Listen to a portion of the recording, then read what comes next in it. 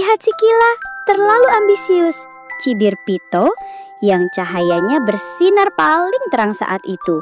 Selamat datang sahabat Lucy. Yuk subscribe dan tekan loncengnya supaya kita bisa dengar dongeng seru setiap hari. Lentera kunang-kunang dan cahaya emas. Di sebuah padang rumput yang sunyi, di bawah naungan pohon kenanga yang rindang, hiduplah sekelompok kunang-kunang. Mereka adalah makhluk kecil yang paling menawan di malam hari, karena bisa membawa lentera kecil di ujung perutnya. Di antara mereka ada seekor kunang-kunang bernama Kila. Tidak seperti yang lain, lentera Kila bersinar paling redup. Cahayanya nyaris seperti kedipan mata yang malu-malu, bahkan seringkali tertutup oleh cahaya dari kunang-kunang lain yang lebih terang benderang. Kila merasa sangat minder. Aku ini cuma kunang-kunang yang gagal, keluhnya pada seekor jangkrik tua yang bijak. Lihatlah Pito, cahayanya seperti bintang jatuh. Sementara aku, cahayaku bahkan tidak cukup untuk menerangi sehelai daun pun. Jangkrik tua itu yang bernama Gus menggosokkan kakinya perlahan, menciptakan melodi yang menenangkan. Kila, mengapa kamu membandingkan dirimu dengan yang lain? Setiap cahaya punya tujuan dan waktunya masing-masing. Kila menghela napas. Tapi aku ingin bersinar terang, Gus. Aku ingin semua orang melihatku. Aku ingin cahayaku menjadi cahaya emas.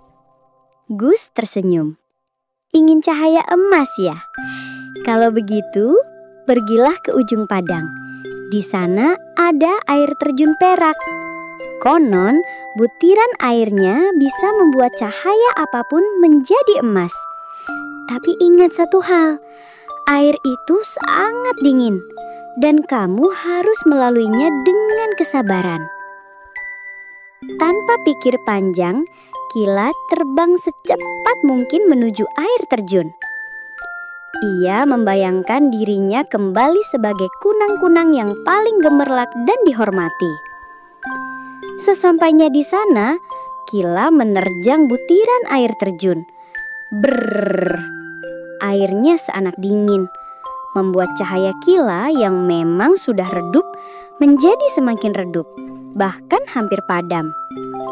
Kunang-kunang lain yang melihatnya menggeleng-gelengkan kepala. Lihat si Kila, terlalu ambisius, cibir Pito yang cahayanya bersinar paling terang saat itu. Kila tidak menyerah. Ia terus berjuang, menahan dingin, menahan rasa sakit karena cahayanya terus meredup. Ia bertahan selama beberapa malam di sana, berharap cahayanya tiba-tiba berubah emas. Tapi yang terjadi justru kebalikannya. Cahayanya hampir menghilang sepenuhnya, dan Kila merasa sangat sedih dan putus asa. Aku gagal, bisik Kila terbang kembali ke pohon kenanga dengan hati remuk. Nyaris tak terlihat. Gus, si jangkrik, menyambutnya. Bagaimana perjalananmu, Kila? Aku gagal, Gus, kata Kila hampir menangis. Cahaya emas itu tidak muncul. Bahkan cahayaku yang tadi redup sekarang nyaris mati. Kau sudah mencoba, itu bagus, kata Gus. Sekarang coba kamu beristirahat. Lupakan tentang cahaya emas, lupakan tentang perbandingan. Terimalah dirimu seutuhnya, Kila. Kila pun mengikuti saran Gus.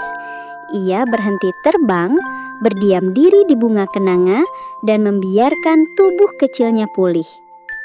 Ia hanya menyalakan cahayanya sebentar, cukup untuk melihat apa yang ada di depannya. Ia mulai menikmati ketenangan dan kehangatan bunga. Ia tidak lagi membandingkan diri.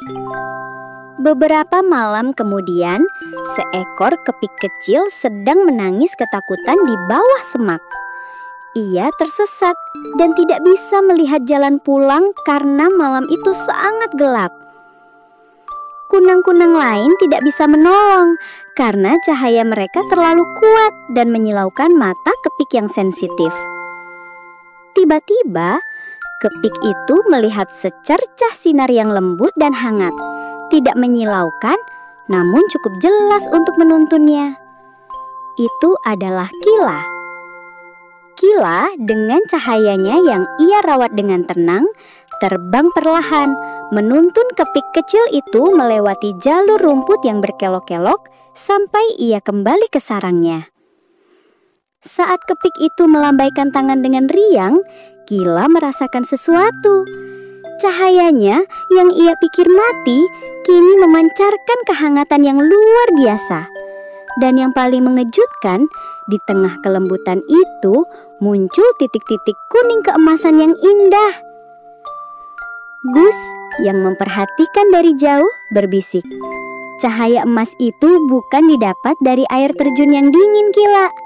Cahaya emas itu didapat dari keikhlasan dan manfaat yang kamu berikan kepada yang membutuhkan. Dengan cahaya yang kamu miliki saat ini."